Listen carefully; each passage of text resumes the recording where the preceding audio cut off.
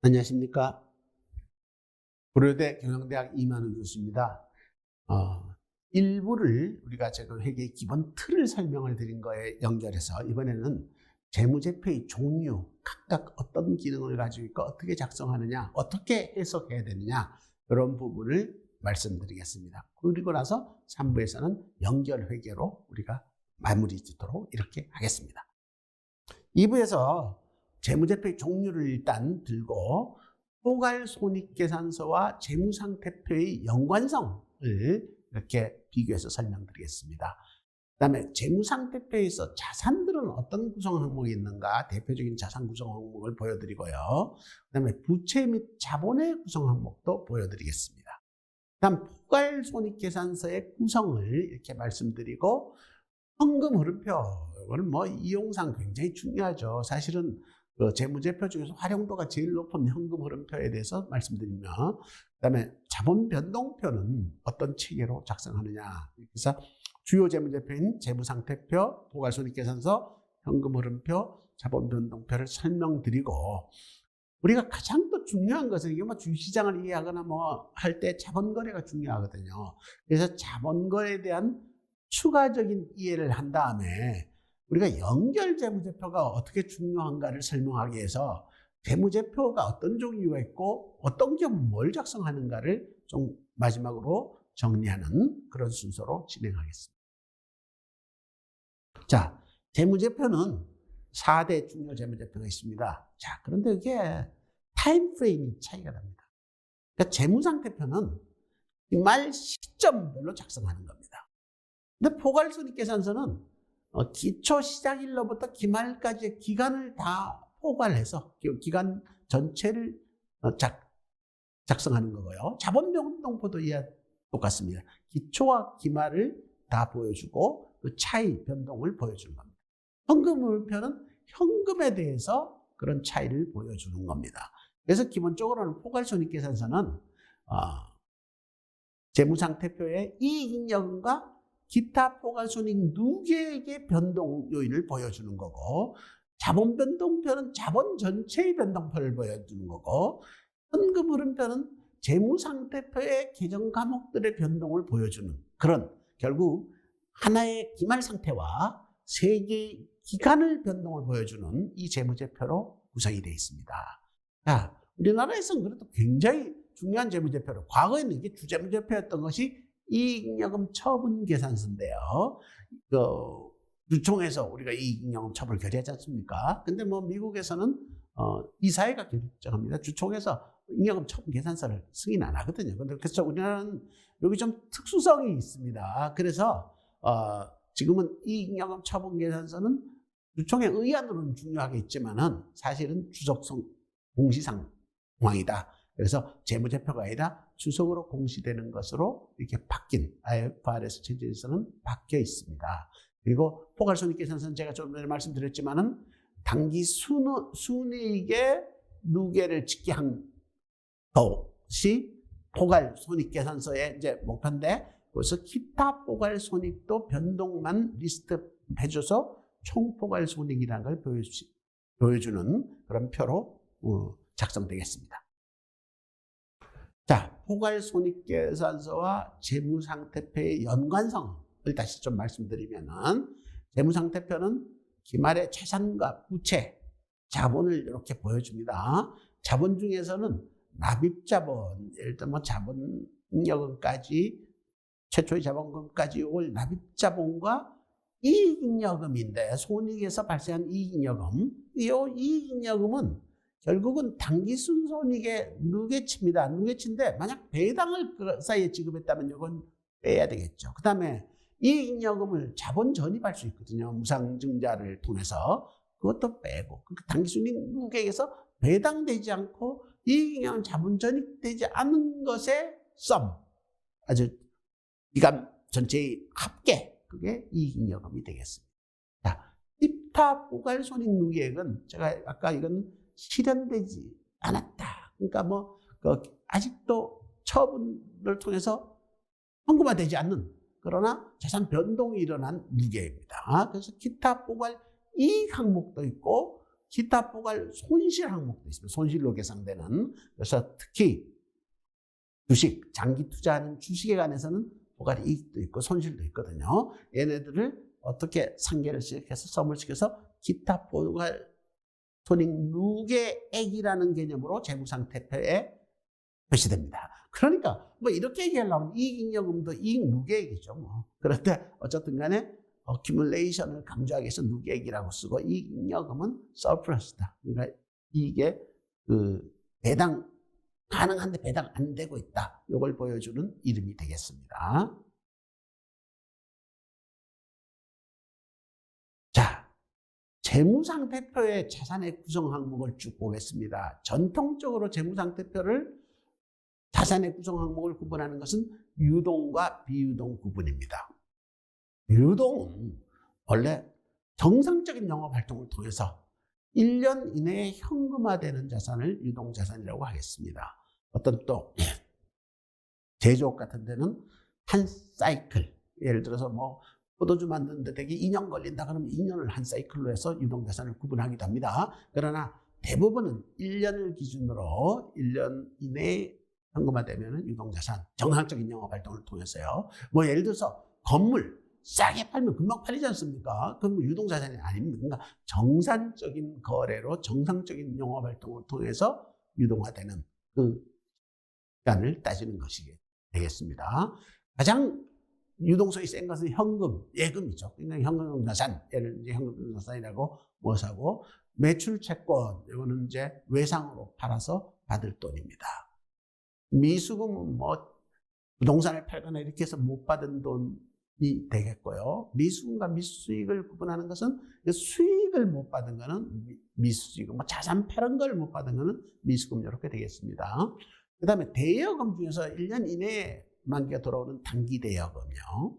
그 다음에 선급해서 돈을 미리 줘놓고 서비스가 나중에 오도록 하는 거, 이걸 이제 선급금이라고 그랬죠. 뭐 예를 들면 우리가 토지나 뭐 이런 거래를 할 때, 구입 거래를 할 때 선급금 지급하는 수도 있죠, 기계장치. 근데 비용을 미리 준 거는 선급 비용이 되겠습니다. 자, 재고자산, 이게 뭐 굉장히 유동자산 중에 중요한 포션인데요. 재고자산은 우선 뭐 대표적인 재고자산 상품 매매기업, 그 다음 제조업은 제품이 있고요. 그 다음에 제공품, 뭐 반제품, 원재료 뭐 이런 재고자산이 쭉 있겠습니다. 그 다음에 단기손익인식 금융자산이 금융자산 중에서 뭐 주식, 채권 이런 것 중에서 이 시장 변동이 굉장히 잦고 그게 이게 실질적인 시장 변동이 가치가 뭐 증감되고 이래서 실현될 가능성이 높아지는 경우, 그럼 이때는 금융자산에서 생기는 차익 자체를 보유기간 동안에 생기는 가격 가치 증감을 단기손익으로 인식하겠다. 이게 단기손익 인식 금융자산입니다. 단기금융자산이 되겠고요. 비유동자산은 유동자산이 아닌 게 비유동자산이죠. 이게 이제 정상적으로는 1년 이내에 현금화가 안 되는 거죠. 그러니까 대여금 장기간 대여한 거, 외상값이 뭐 3년 있다 받기로 한 장기 매출 채권 이런 겁니다. 그러니까 장기 매출 채권에 대해서는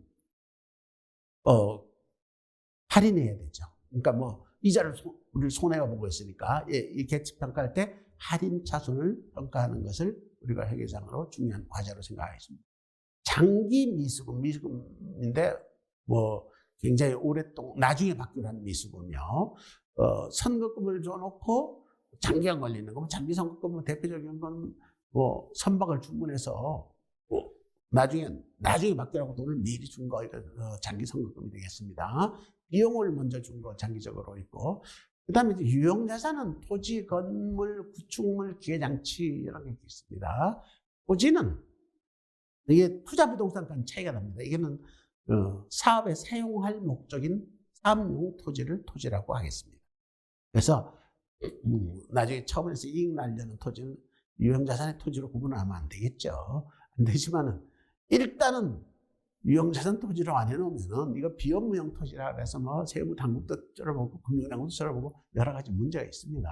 그래서 비업무형 토지라고 아주 그냥 자수라고 이게 처리를 하는 기업은 별로 없을 겁니다. 나중에 논란이 생기더라도요. 자, 건물은 사업용에 쓰는 건물이 있습니다. 예를 들면 이제 건물을 가지고 있다가 나중에 처분해서 이익 보려고 뭐 하는 경우, 그럴 경우에는 투자부동산 이런 데 가야 되겠죠. 그다음에 구축물은 이거는 뭐 교량 같은 거요, 담벼락 뭐 이런 것들이 되겠습니다. 그다음에 기계장치, 이건 기계와 장치 이렇게 돼요. 그 기계장치나 차량 운반구 이런 거는 이름이 아주 오랫동안 사용되는 이름입니다. 차량 운반구, 이것도 좀 이름이 좀 이상하지만은 관례적으로 회계학에서 계속 쓰고 있는 거고요. 건설 중인 자산, 이건 장기 공사가 진행 중인 자산입니다. 이건 준공될 때까지 계속 자산이죠. 그러니까 이게 재고 자산의 유산, 건설 중인 자산은 우리가 제공품이라 합니다. 원료도 아닌 것이, 제품도 아닌 것이 인비트윈에 있는 걸 제공품이라 하는데, 건설 자산이 그거죠. 이게 투입은 했지만 하여튼 완성된 그 유형 자산이 아닌 경우 건설 중인 자산입니다. 뭐 건설 중인 자산의 특징을 따지면 감가상각비를 계산할 수 없는 거죠. 하여튼 완성이 안 됐으니까. 무형 자산은 산업재산권, 강화권, 뭐 어권, 개발비 이런 것이 대표적인 무형 자산이 되겠습니다. 투자부동산은 아까 제가 말씀드렸지만 토지하고는 틀리다는 거죠. 유동자산이지만 얘는 그 사업에 사용되는 것이 아니라 뭐 투자용으로 쓰도록 했다. 금융자산 중에서 이거는 비유동자산으로 분류되는 금융자산도 있을 수가 있습니다. 부채. 부채도 유동부채와 비유동부채로 나눠서 한다. 그러니까 정상적인 과정을 통해서 1년 이상 소요될 것으로 보이는 건 비유동부채, 1년 이내에 갚아야 될 건 유동부채가 되겠습니다. 자, 그래서 매입채무, 외상매입금 같은 경우, 지급보험 같은 거, 단기에 차입했을 때, 단기간에 갚아야 될 미지급금, 선수금, 이거는 미리 받아놓은 돈입니다. 이거 좀 장기 선수금도 있을 수 있겠죠. 여기 예를 안 들었지만은, 조선에서는 장기 선수금이 많이 있습니다. 외화 장기 선수금. 그러나, 선수금도 있고, 예수금은, 이거는 세금을 미리 떼놓은 거, 이런 거, 원천세 예수금이 대표적입니다. 원천세 예수금. 그러니까, 월급날에 지급한 돈을, 돈 줄 거를 일단 좀 띄어놔서, 부채로 갖고 있다가, 10일 날 이렇게 납부해야 된 날 세무서 갖다 내는 거, 이게 임시적인 부채입니다. 미지급 비용, 이거는 비용을 지급 안 한 거, 뭐 전력료 이런 거, 발생은 내서 다 썼는데, 지급 안 한 건 미지급 비용금 내고. 자, 미지급 배당금, 요것도 부채입니다. 이게 주총날에 우리가 배당 결의를 하면 그때부터 배당금에 대해서 부채가 발생되는 거죠. 미지급 배당금이. 그래서 미지급 배당에서 지급되면은 이 미지급 배당금은 또 부채가 상환되겠습니다. 선수수익은 돈은 미리 받았는데 일을 안 해줄 겁니다. 그러니까 일을 안 해준 수익. 그 다음에 유동성 장기 부채. 요거는 뭐 회사채 일은 원래 비유동 부채인데 이게 만기가 1년 내에 돌아온 게 유동성 장기 부채입니다. 자, 그런데 유동성 장기 부채를 유동부채 안에 만기가 있으면 뭐 유동비율이 나빠지지 않습니까? 그래서 차환을 약정을 합니다. 이게 이제 다시 재발행하겠다. 이게 차환이 부채화되면은 이거는 유동성 장기 부채로 대체 안 하고 그냥 사채로 그냥 둘 수 있도록 그렇게 되겠습니다.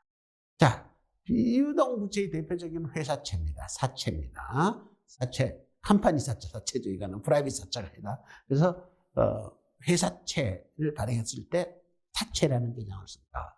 그럼 사채를 산 사람들은 뭐냐? 그건 자산이죠. 투자 사채 이렇게 뜨겠습니다. 장기간 차입한 거, 그 다음에 장기간 매입 채무인데 만 2년 있다 갚아도 되는 거, 그 다음에 장기 미지급금 이런 게 돼 있어요. 자본 부분은 나중에 다시 한번 설명을 드렸지만은 아까도 잠깐 말씀드렸지만 자본금은 우리나라 상법 457조에 발행한 주식의 액면 총액 이렇게 돼 있습니다.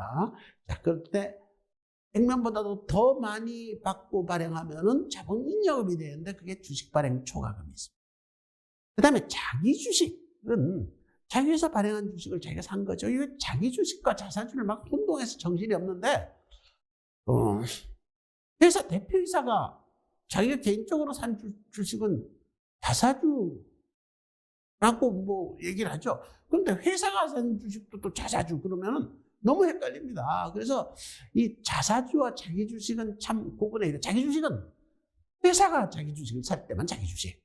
나머지 자사주는 모든 뭐 관련자가 다 사는 것 다 자사주죠. 근데 사실은 엄격히 얘기하면 소액주주도 그 회사 주주이기 때문에 소액주주가 산 주식은 자사주 아닌가요? 그래서 이 자사주라는 말은 참 애매하기 짝이 없는 그 자기 주식을 거기다 포함시키면 개념이 참 복잡해집니다. 그래서 저는 그 회사가 산 주식은 꼭 자기 주식이라고 사방에 표기를 하고 있습니다. 자, 감자 차익은 자본금을 줄이는 과정에서 남는 돈입니다. 이거는 특수한 경우에 감자 차익이 있고요. 그 다음 자본 조정은 자본요금에 마이너스 되는 요소를 이제 자본 조정에 대표적으로 많이 갖고 있는 자기 주식을. 자기 주식은 자본금을 발행할 때 자본금인데 이거를 회사가 사버리거든요. 사면은 얘는 자본금에서 뺄 거다. 이 자기 주식 회계도 옛날에는 자산으로 보는 설도 있었습니다. 제가 처음 회계학 배울 때는요. 그러다가 또 이게 자본에 차감하는 방법으로 표기한 것이 지금 정석인데 이 자기 주식 성격에 대해서는 참 말이 많습니다. 그다음 특히 이익 처분 손실이 생겼을 때 이것도 문제입니다. 그다음에 자기 주식 처분까지는 이렇게 분명한데 자기 주식을 값이 떨어져서 평가 손실을 나면 이거 어떻게 할 거냐. 이것도 조금 다만 문제가 여러 가지가 있습니다. 자, 감자에서 생기는 손실은 자본 조정에서 빼기가 되겠습니다. 이익여금, 아까 제가 말씀드렸지만 손익이 누게 된 겁니다. 손익에서 당기순이익이 누적적으로 됐는데 그중에서 배당 준 거와 자본에 저립된 거 빼고 남은 것이 이익여금에 가 있겠습니다. 이익여금이 있는 회사는 좋지만은 이익여금이 0이면서 마이너스 이익여금이 있는 걸 갖다가 우리가 2월 결성금이라고 합니다. 2월 결성금은 이익여금 쪽에서 마이너스 쪽으로 있는 거죠. 그 다음에 이제 기타 포괄 손익 누계액들은 뭐 여러 가지 요소에서 발생되는데 이 누계액도 자본 맨 밑에 미실현 금액으로 재무상태표에 표시되겠습니다. 자, 포괄 손익 계산서 구성 항목을 전체적으로 한번 보면은 포괄 손익 계산서는 수익에서 매출원가를 뺍니다. 매출원가에 판매기업이나 제조기업이나 다 이렇게 해서 그래서 매출 총액이 나오면 여기다가 기타 수익이 있으면 더하고 비용들은 관리비나 금융원가 뭐 이자 비용 같은 거 빼고요. 그렇게 되면 법인세 비용 차감 전 순손익이 발생합니다.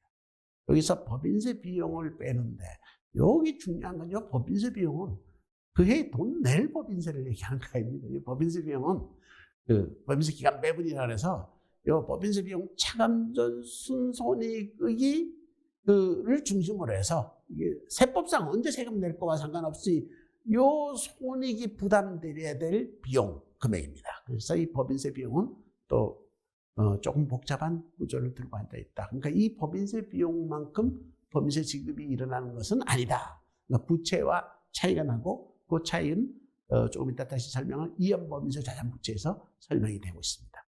그다음에 계속 기업의 영업손익 있고 거기서 중단된 영업손익은 따로 표시해서 당기순손익이 되고 당기순손익이 여기 가장 중요한 수치인데 여기다가 포괄손익 계산서에서는 기타 포괄손익을 더하고 뭐 이익은 기타 포괄 이익은 더하고 손실은 빼고 이렇게 해서 총포괄손익을 표시하도록 이렇게 표시가 되어 있습니다. 그래서 당기순손익까지의 변동은 이익여금으로 연결되고 기타 포괄손익의 그때의 변동은 그해 재무상태표의 기타 포괄손익 누계액에 정리가 되도록 이런 구성이 이루어지겠습니다. 현금 흐름표입니다. 자, 현금 흐름표는 대개 이제 재무상태표에서 기말과 기초의 현금 차익이 어떻게 발생했는가를 따져서 봅니다. 예를 들어서 이렇게 차익을 보니까 자산이 늘어났다. 그러면 이것은 현금을 현금을 잡아먹는 겁니다. 그러니까 부채가 늘었다 그러면 얘는 현금의 원천이 되는 거죠. 그래서 이익이 생겼다. 그것도 현금의 원천이 되는 겁니다. 그래서 이 최초의 첫 해의 현금 흐름표는 아주 파악하기 좋습니다. 첫 해의 재무상태표를 보고 있으면은 첫째 재무상태표의 부채 및 자본이익에 현금이 조달되는 원천입니다. 그리고 그게 다 현금이 자산에서 운용이 된 거죠. 둘째 해부터는 이렇게 차액을, 기초와 기말의 차액을 보고, 금년에는 예를 들어서 건물은 증가했구나. 건물 사는데 돈 들었구나. 만약 건물이 감소했으면 어떻게 되냐? 팔았구나. 그럼 이거는 건물이 감소했으면 건물이 돈을 감소분은 돈이 들어온 겁니다. 그렇게 이렇게 조정을 해주는데 이 현금 흐름이 발생한 것을 영업활동과 투자활동과 재무활동으로 이렇게 나누어서 설명하는 것이 일반적인 구분이고, 뭐 이게 지금 현재로서 IFRS도 이렇게 하도록 되어 있습니다. 그래서 현금 흐름표는 보면 영업활동, 제가 간접법이라는 말을 썼는데 이건 뭐 대부분 회사가 간접법을 쓰니까요. 직접법이라는 것은 현금이 직접적으로 들어온 걸 갖다 이렇게 구분하는데 대부분 회사가 간접법으로 공시를 합니다. 그래서 영업활동은 당기순이익에다가 이렇게 시작을 하면서 감가상각비를 듭니다. 감가상각비는 예를 들면 건물 사는 해에 우리가 돈을 쓴 거 아닙니까? 근데 감가상각비를 계산할 때 누가 돈 받으러 오지 않잖아요. 아무 시골 깡패들이 돌아다니면서 장세 받으면서 감가상각비 주세요. 그런데 감가상각비는 누가 돈 달라 그래요. 문제가 회계적으로 감가상각비는 순이익을 깎는 거지 누가 받아가는 거 아니거든요. 그래서 당기순이익 때는 감가상각비가 빠져 있습니다. 감가상각비는 당기순이익이 발생하면 줄어들거든요. 근데 돈 입장에서는 그건 돈이 아니거든요. 그래서 감가상각비는 애드백 하는 겁니다. 유형자산을 처분 손실을 냈다. 그럼 유형자산을 팔아서 100원 생겼는데 처분 손실이 원래 제대로 처분했으면 200원 해야 되는데 1000원 처분 손실 났다. 그러면 당기순이익은 주는데 유형자산을 처분해서 얻은 돈은 우리가 투자활동에 현금 흐름을 해서 매각대금을 저기다 적어놓거든요. 그러니까 이게 처분 손실은 돈 나간 것이 없는데 당기순이익에서 깎아먹었습니다. 그래서 당기순이익이 처분 손실만큼 줄어든 걸 다시 애드백, 감가상각비하고 똑같은 유형을 합니다. 근데 처분 이익은 투자활동에서 저게 유형자산 매각대금에서 이익을 챙기기 때문에 영업활동에서는 이렇게 빼줘야 됩니다. 영업활동의 비용이 아니기 때문에. 그 다음에 이제 재고자산이나 매입, 재무, 매출, 조건, 요거 증감을 다 조정하는 걸 보여주고, 이 영업활동 금액이 되겠습니다. 투자활동은 투자를 많이 해서 이렇게 여러 개를 구입하면 투자활동 현금 흐름은 마이너스가 되는 거고, 이걸 처분해서 이익이 나면은 돈을 받으면은 그거는 투자활동이 현금을 가져오는 거죠. 재무활동은 유상증자를 했을 때도 생기고, 사채 상환하면 재무활동에 돈이 나가는 거고, 배당금 지급하면 돈이 나가는 겁니다. 자, 그런데 회사가 초기에는 재무활동에서 돈을 많이 땡겨야죠. 그런데 영업활동도 마이너스, 투자활동도 돈이 마이너스. 이게 일반적인 현상입니다. 자, 근데 안정단계에 들어가면은, 예를 들면 삼성전자는 지금 영업활동에서 현금 흐름을 엄청나게 벌어들이죠. 벌어집니다. 그래서 투자활동에 쓰고 재무활동도 돈을 쓰고 있지 않습니까? 투자활동 반도체 투자를 많이 하지만은 재무활동도 배당금을 바리바리 지급하고 또 자기 주식을 사서 상환하는 거, 이것도 재무활동에 돈을 쓰는 겁니다. 그래서 삼성전자가 최근 몇 년 계속 진행하는 거 보면 이익을 이렇게 내서 투자에도 좀 더 했으면 좋겠는데 이 재무활동에 너무 많이 돈이 쓰고 있어서 좀 안타깝죠. 근데 투자는 주주 입장에서는 그것 때문에 투자를 했기 때문에 좀 시장의 균형을 따져야 되는 그런 문제입니다. 자, 예를 하나 들어서 KTNG. KTNG는 담배 산업을 공장을 늘려서 투자를 늘릴 대상 아니지 않습니까? 그러니까 영업활동에 돈이 많이 들어오죠. 그러니까 투자활동에 일부 돈을 쓰기도 하지만은 별로 많이 안 쓰고, 결국 KTNG는 재무활동, 그러니까 자기 주식 매입과 배당에다가 엄청나게 빚도 하나도 없지 않습니까? 지금 이렇게 회사가 재무활동에서 현금을 더 쓰는 이런 회사가 되겠습니다. 자, 현금 흐름표가 얼마나 중요한가를 따지기 위해서 제가 한진해운, 정리됐지만 한진해운이 일 정리하기 2년 전에 현금 흐름표를 가만히 보고 너무너무 속상했는데요. 한진해운은 그 2년, 정리하기 전 2년 동안에 영업활동에서 계속 현금이 들어왔습니다. 계속 돈을 벌었습니다, 영업활동에. 그래서 평화발동에서 돈을 벌고, 투자활동은 돈이 나간 거면 투자활동에서도 돈을 가지고 들어왔습니다. 이 얘기는 무슨 얘기냐면은 토크도 팔고 이것저것 팔아서 계속 돈을 가지고 들어온 거예요. 그럼 돈은 다 어디 갔느냐? 재무활동에서 발입해. 채권단들이 돈을 그렇게 열심히 챙겨와서 다 챙겨왔습니다. 2년 내내. 그리고 또 처분한 거죠. 처리한 거죠. 그러니까 이거는 어쩌면서 보면 채권단의 입장에서 빚 청산을 한 거죠. 그래서 지금 이게 지금 해운업 지금 난리가 나 있지 않습니까? 그러니까 그 당시 뭐 그 대주주의 뭐 문제도 집안 문제도 있고 이렇게 작용했겠지만은 이 현금 흐름표를 들여다보고 있으면 야 저건 참 부당하다 이런 것을 많이 발견할 수 있는 그런 여지가 사방에 있습니다. 자, 자본 변동표요. 자본 변동표는 그 자본에 관한 사항. 이게 자본이라는 거는 자본금, 자본잉여금, 이익잉여금을 다 포함합니다. 이걸 기초와 기말 사이의 변경을 이렇게 보여주는 것이 자본 변동표입니다. 우선 그 기초를 보면은 뭐 기초는 예를 들어서 이렇게 대표적으로 자본금, 자본잉여금, 기타 적립금, 이익잉여금이 있었다 그러면 기초인데 배당금을 지급했다. 배당금은 이익잉여금에서 빼기죠. 빼기죠. 그래서 이익잉여금 저 열만 보면은 기초에다가 배당금 준 건 빼고 이번에 이익 난 건 더해갖고 이게 기말의 이익잉여금이 되겠습니다. 자본금은 되게 중간에 유상증자를 했다면 늘어났겠네요. 여기 그렇게 플러스 돼가지고 기말은 늘어났고 자본잉여금은 되게 유상증자를 하면은 할증 발행을 하게 되면 같이 따라서 이렇게 올라가는 거죠. 다른 적립금은 그대로 했다. 그럼 총계가 이렇게 변하는 그러니까 여러 가지가 있습니다. 자, 이 자본 거래에 관해서는 IFRS가 의외로 별 얘기를 안 해놨고 우리가 IFRS에서 참조할 게 별로 없습니다. 왜냐하면 이게 IFRS는 세계 전체의 가맹국들을 다 고려해야 되는데 이 상법은 회사마다 나라마다 너무 많이 틀리거든요. 그거를 아주 일반화하는 규정을 만들기가 아주 고약스럽습니다. 자, 근데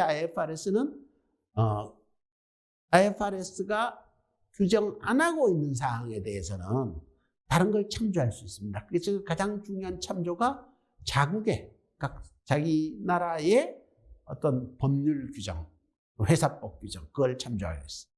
그래서 우리나라도 자본회계 자체는 우리 상법 규정 굉장히 중요하게 작용되고요. 그래서 전체적으로 한국 법규가 상당히 많이 작용하는 겁니다. 자, 그래서 일부 국제적으로 많이 거래하는 회사는 IFRS가 쓰는 개정 과목을 많이 쓰고 있고요. 그 다음에 국내에서도 많이 인식되는 회사는 아직도 과거의 K갭, 한국의 회계 기준에 따른 자본의 이 분류 표시 이렇게 돼 있어서 자본이 가장 다양성을 가진 재무제표 항목입니다. 그래서 그거는 좀 이해를 하고 우리가 보셔야 될 것으로 보입니다. 자, 여기서 이제 자본거래에 대해서 제가 조금 추가의 말씀을 드리면은 뭐 주식시장도 이게 사실은 관심이 참 많죠. 우리가 상법에서는 수권 주식수라는 거를 그 정관에 정하도록 돼 있습니다. 수권 주식수. 우리가 총 발행할 수 있도록 주주들이 정관에 명시하는 것으로 우리에게 회사에다가 이임을 해준 거가 수권 주식수입니다. 이 중에서 일부는 발행하고 나머지는 미발행 주식수에 있습니다. 그래서 발행 주식수와 미발행 주식수로 구분되어 있고요. 발행한 주식 중에서 유통되는 거와 회사가 사서 회사 금고 안에 있는 자기 주식. 그래서 이 자기 주식을 옛날에는 이름이 금고주였습니다. 금고 안에 있다고. 근데 요즘 주식이 어디가 있는지 하나도 모르잖아요. 주식이 전자 안에 들어가 있기 때문에 그 금고주라는 말도 우습죠. 우습고. 하여튼 간에 그 자기 주식수가 있는데 유통 주식수와 자기 주식수가 발행 주식수 안에서 나가겠습니다. 그런데 이 수권 주식수를 충분히 확보했는가를 체크할 포인트가 다양하게 발생합니다. 저도 개인적으로 어떤 회사에 이사를 하는 가운데서 이 수권 주식수 미달 사태가 발생할 위기를 미리 눈치채고 아주 주총을 다시 열어서 위기를 극복했던 일이 있는데 이게 특히 우리의 신종증권 전환사채 이런 걸 발행해 놓으면요. 전환사채가 이 주식으로 전환할 숫자가 확정됐으면 좋겠는데 이게 변동성을 가질 수가 있습니다. 우리가 이게 이제 리픽싱 옵션 그래갖고 이게 주가가 떨어지면은 전환 조건을 자꾸만 이게 바꿔주는 거죠. 전환 조건을 바꿔주면 전환 가격을 떨어뜨리면은 전환할 수 있는 총 주식수가 늘어나거든요. 그래서 맥시멈으로 늘어났을 때 수권 주식수가 만약 미달하다 보면 그 전환사채 발행 조건이 잘못된 거죠. 그래서 수권 주식수 법이 내에서 리픽싱 옵션이 작동하도록 하는 거 이게 중요한 과제입니다. 제가 그걸 발견을 그 당시에 못했으면은 아주 큰 일생 동안에 망신을 당할 뻔봤는데 사실은 그거 이사해서 제가 문제를 제기하고 법무법인한테 자문을 구하도록 했더니 법무법인 4개 중에서 괜찮다는 데도 있었습니다. 안 된다는 데도 있었고. 그러니까 참 지금으로 생각해서 당연히 안 되는 일인데 이 리픽싱 옵션이나 이런 것이 처음 시작될 때는 굉장히 이게 참 논란이 많았구나 이런 생각을 하게 만들죠. 자, 자기 주식은 자본 총액을 줄여든다. 그러니까 자기 주식이 있는 경우도 자본금은 계속 살아 있습니다. 자기 주식을 자본금을 직접 빼지 않으니까요. 그리고 자기 주식은 그 밑에서 그 자본 조정에서 빼는 걸로 이렇게 돼 있습니다. 자본주의. 근데 자기 주식을 소각을 했다. 자본과 상계. 그러면 자본금이 줄고 자기 주식도 줄겠죠. 소각할 때 차익이 생기면 얘는 회계적으로 어떻게 하느냐. 문제가 조금 복잡한 게 있어서 뭐 회사마다 조금씩 달리하고 있는데 회계기준원이 이걸 좀 정확히 해석해서 정확히 처리해야 될 것으로 보입니다. 자, 자기 주식 처분인가 처분 손실은 손익계산서에 반영할 사항이 아니다. 왜냐하면 자기 주식 거래는 뭐 주식 발행 초과금이나 할인 발행 차금이나 이거하고 똑같은 성격이기 때문에 거기서 처리하면 안 된다는 거죠. 자, 배당금은 주주총회에서 결의하도록 되어 있습니다. 그래서 이익잉여금 처분 계산서를 승인하면은 거기서 됩니다. 자, 그러니까 이익잉여금 처분 계산서 승인이 재무제표 승인 다음에 오거든요. 그러니까 재무제표를 승인할 때까지는 조금 있으면 결의될 배당에 대해서 반영하지 않은 재무제표가 공시가 됩니다. 그걸 승인하고 난 다음에 이익잉여금 처분 계산을 하는 거죠. 이익잉여금 처분 계산이라는 거는 간단하게 말해서 이익잉여금을 줄여주고 그거를 빚으로 미지급 배당금으로 설정해놨다가 현금으로 지급하겠다 이런 거 아닙니까? 그러니까 주주총회에서 금방 결정된 재무제표는 그 다음 잉여금 처분 계산서가 승인되는 순간에 거짓 계산서가 된다. 부채가 과소계상된. 그래서 부채 비율이 조금 있으면 달라지는 부채 비율이 앞에서 차이가 나는 거죠. 그래서 이게 주주총회가 이런 거를 다 계산하는 거, 확정하는 거, 이거는 참 이게 굉장히 문제인데, 미국 같은 경우는 이사회 그건을 다 줘놓거든요. 그러니까, 배당금, 미지급 배당금이 생기는 것을 연말결산서에서 다 반영할 수 있거든요. 그러니까 연말결산서가 1년은 가는데, 우리나라는 이 규정에 따라서 우리나라 결산서가 정확한 시점은 몇 초 안 된다. 그런데 참 좀 이상한 회사는 또 결산서 승인과 잉여금 처분 계산서를 동시에 상정해서 동시에 두드리거든요. 그럼 두 초간에 하나도 똑같은 일이 없어지는 그런 문제가 생기죠. 그래서 이 자본거래의 구조 자체를 좀 잘 이해하는 것이 중요한 과제가 되겠습니다. 자, 이제 2부를 마무리하면 3부에 가서는 연결 재무제표를 우리가 다루게 되는데요. 다루기 전에 재무제표, 우리가 작성하는 재무제표를 모두 한번 설명을 드리겠습니다. 자, 재무제표는 사실은 뭐 개인기업도 작성해야 되죠. 작성해야 되지만은 그건 뭐 특별한 관심이 있을 수도 없고, 그 개인기업은 자본금을 개인기업 회사에 자기 회사에 회사도 아니고 자기 기업이죠. 개인 사업에 돈을 꺼내가든 뭐 배임이든 횡령이 있을 수 없습니다. 그 주체에 자기 필요하면 자기 돈 가져가고 자기 자본금이라는 이익 나면 다 자본금에 올려놨다가 그 중에서 또 빼가면 자본금 빼주고 이렇게 되는 거죠. 그래서 그 자본금 개인 사업의 자본금이란 컨셉하고 주식회사나 유한회사의 자본금은 틀립니다. 주식회사 유한회사는 주주가 돈을 빼가면 횡령입니다. 막 자기가 이익을 막 차지하면 배임인 거예요. 그래서 주식회사는 주체가 다르지 않습니까? 다른데, 자, 이 주식회사들이 그러니까 그거를 엄밀하게 다루기 위해서 자산, 부채, 자본, 수익 비용을 아주 엄격하게 상법 규정에 의해서 해야 되고, 주식회사 외부 감사에 관한 법률에 의해서 이거를 또 감사도 해야 되고, 이걸 막 빼가거나 이렇게 되면 형사 처벌을 하게끔 이렇게 돼 있죠. 아주 강력한 처벌이 돼 있습니다. 그래서 특히 또 이사회가 결산서를 승인할 의무가 있거든요. 그런데 연결재무제표가 주재무제표가 된 상태에서 연결재무제표를 승인해야 되는 이사들이 저 연결재무제표 모른대요. 이렇게 할 수가 없거든요. 그럼 그거 어떻게 하냐? 기초는 이해해야 됩니다. 그래서 제가 마지막 3부에서 특히 연결재무제표를 틀을 말씀드리는 거는 재무제표에 아웃풋을 놓고 이게 뭐라는 걸 이해할 수 있는 기본 역량을 사회에서 하시는 분이나 모든 분들이 알아야 되고, 국민들의 회계 이해도도 우리나라에서 상당히 낮습니다. 그래서 그걸 좀 더 주목을 해야 된다는 생각이고요. 기본적으로 재무제표를 작성하는데 자기가 회사가 혼자 있고 뭐 자기가 투자한 다른 회사가 없으면은 그걸 갖다가 우리가 재무제표 자기 거만 만들면 됩니다. 이걸 갖다가 개별 재무제표, 그러니까 누구든 다 개별 재무제표를 가지고 있죠. 자, 그런데 특정 회사가, 주식회사가 다른 회사의 지배력을 가지고 있으면 어떻게 하냐? 지배력은 조금 있으면 내가 다시 설명하겠지만, 지배력을 가지고 있으면은 이게 법률적으로는 독립됐지만은 실질적으로는 같은 회사라고 보는 겁니다.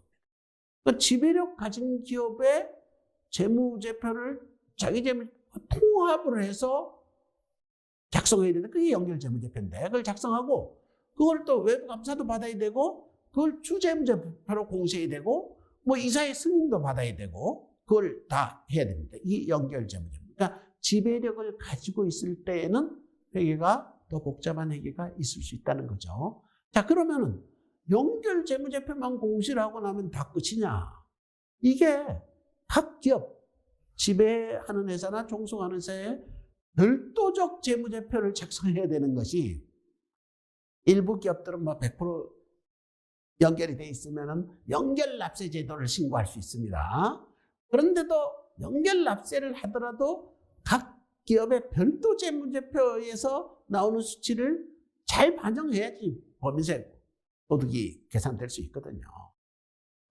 그렇게 연결납세를 신청 안 하면은 연결재무제표가 주재무제표더라도 국세청은 각 회사의 별도 재무제표로 과세를 합니다. 그 세금을 내기 위해서 별도 재무제표는 따로 유지돼야 됩니다. 자, 그러니까 별도 재무제표 안에는 투자 주식 이런 계정이 있습니다. 그러니까 종속회사에 대한 투자 주식이, 동속회사에 대한 투자 주식이 별도 재무제표에는 자산으로 갖고 있는 거죠. 근데 연결을 시키면은 요 투자 주식이 연결 대상 회사의 소유주 지분하고 상계가 돼서 없어지는 그런 문제가 이제 연결재무제표의 그림입니다. 그래서 이 별도와 연결의 차이를 정확히 이해하지 않으면은 참 문제가 되겠습니다. 그래서 재무제표는 연결도 있고 별도도 있다. 두 개는 완전히 다른 재무제표다. 근데 우리가 지금 회계학에서 고급회계라고 해서 연결재무제표를 가르치고요. 고급회계에 들어가기 전에서는 중급회계까지 모두 다 우리는 별도만 얘기해요. 이렇게 해서 연결 얘기를 안 하고 있거든요. 그러니까 또 고급회계를 또 배우는 학생 수가 뭐 경영학과 학생 중에서 뭐 5%도 안 되거든요. 그래서 이게 주재무제표에 대한 이해도가 이렇게 없는 상태에서 이 참 재무제표를 공시하고 있어서 안타까운 상황입니다. 자, 그래서 지배기업은 별도 재무제표와 연결재무제표를 다 작성해야 되고, 자, 종속기업은 연결재무제표는 지배기업이 작성할 거 아닙니까? 자기는 별도 재무제표를 제대로 관리하는 그런 책임을 가지고 있겠습니다. 자, 그래서 지금까지 제가 재무제표 전반에 대해서 설명드렸고, 특히 3부에서 할 연결재무제표와 별도재무제표의 관계도 더 추가적으로 설명을 드렸습니다. 3부는 연결재무제표의 재밌는, 근데 굉장히 내용이 복잡한 걸 어떻게 꿰뚫을 건가를 우리가 고민하는 그런 3부 강의도 여러분들이 많이 봐주시기 바랍니다. 감사합니다.